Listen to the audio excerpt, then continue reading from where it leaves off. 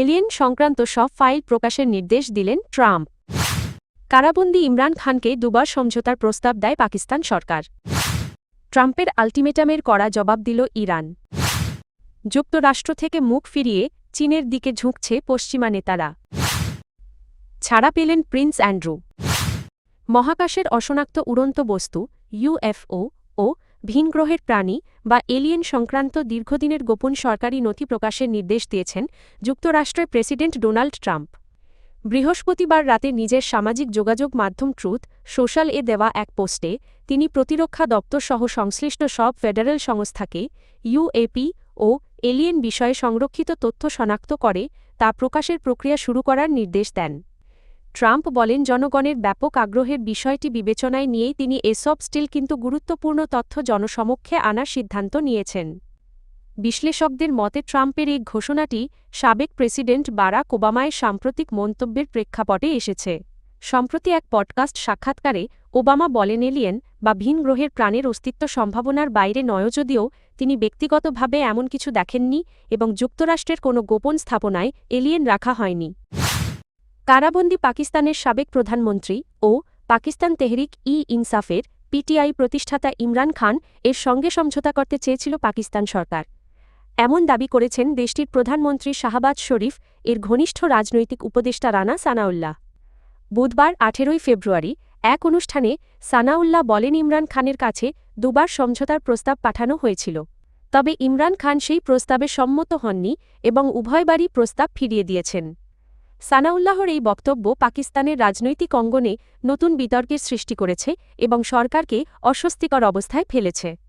এ বিষয়ে সরকারের অবস্থান স্পষ্ট করতে পাকিস্তানের তথ্য ও সম্প্রচার মন্ত্রী আতাউল্লাহ তারার বলেন, ইমরান খানের সঙ্গে কোনো ধরনের চুক্তি করা হচ্ছে না এবং সরকার তার প্রতি পক্ষপাত দুষ্ট নয়।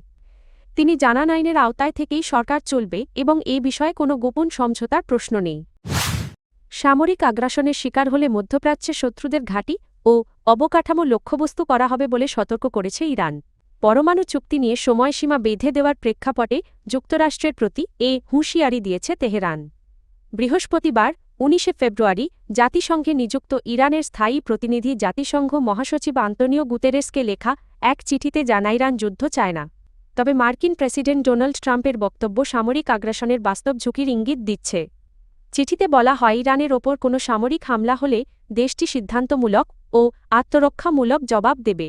সেক্ষেত্রে মধ্যপ্রাচ্যে অবস্থানরত যুক্তরাষ্ট্রের সব সামরিক ঘাঁটি স্থাপনা ও সম্পদ বৈধ লক্ষ্যবস্তু হিসেবে বিবেচিত হবে। তবে ইরান জানিয়েছে তারা এখনও কূটনৈতিক সমাধানে প্রতিশ্রুতিবদ্ধ এবং তাদের শান্তিপূর্ণ পারমাণবিক কর্মসূচি নিয়ে যে কোনো অস্পষ্টতা দূর করতে প্রস্তুত। একই সঙ্গে যুক্তরাষ্ট্রকে অবৈধ শক্তি প্রয়োগের হুমকি থেকে বিরত থাকার আহ্বান জানিয়েছে তেহরান। সাম্প্রতিক সময় ইউরোপ ও উত্তর আমেরিকার একাধিক শীর্ষ নেতার বেইজিং সফর বিশ্ব রাজনীতিতে নতুন আলোচনার জন্ম দিয়েছে। ফ্রান্সের প্রেসিডেন্ট ইমানুয়েল ম্যাক্রো, কানাডার প্রধানমন্ত্রী মার্ক কার্নি এবং যুক্তরাজ্যের প্রধানমন্ত্রী কিয়ার স্টারমারের চীন সফরের পর জল্পনা তৈরি হয়েছে। পশ্চিমা শক্তিগুলো কি যুক্তরাষ্ট্রের বলয় থেকে সরে চীনের দিকে ঝুঁকছে?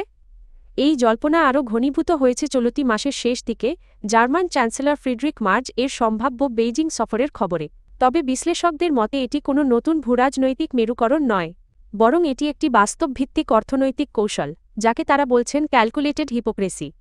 বিশ্লেষণে বলা হচ্ছে, মার্কিন প্রেসিডেন্ট ডোনাল্ড ট্রাম্প এর দ্বিতীয় মেয়াদে যুক্তরাষ্ট্রের কঠোর বাণিজ্য নীতি এবং মিত্রদের ওপর চাপ সৃষ্টির কৌশল অনেক দেশকে বিকল্প অর্থনৈতিক অংশীদার খুঁজতে বাধ্য করছে। দাভোস সম্মেলনে দেওয়া এক বক্তব্যে কানাডার প্রধানমন্ত্রী মার্ক কার্নি বর্তমান বৈশ্বিক ব্যবস্থায় একটি ফাটলের কথা উল্লেখ করেন এবং একে তৃতীয় পথ হিসেবে ব্যাখ্যা করেন।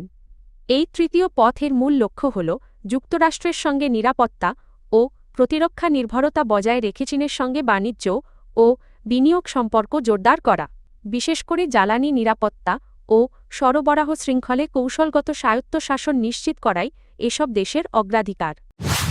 সকালে আটক হওয়ার পর সন্ধ্যায় মুক্তি পেয়েছেন ব্রিটিশ রাজা চার্লস তৃতীয় এর ছোট ভাই সাবেক প্রিন্স অ্যান্ড্রু মাউন্টব্যাটেন উইন্ডসর। স্থানীয় সময় বৃহস্পতিবার 19 ফেব্রুয়ারি সরকারি পদে থাকাকালে ক্ষমতার অপব্যবহারের অভিযোগে তাকে আটক করে যুক্তরাজ্যের পুলিশ।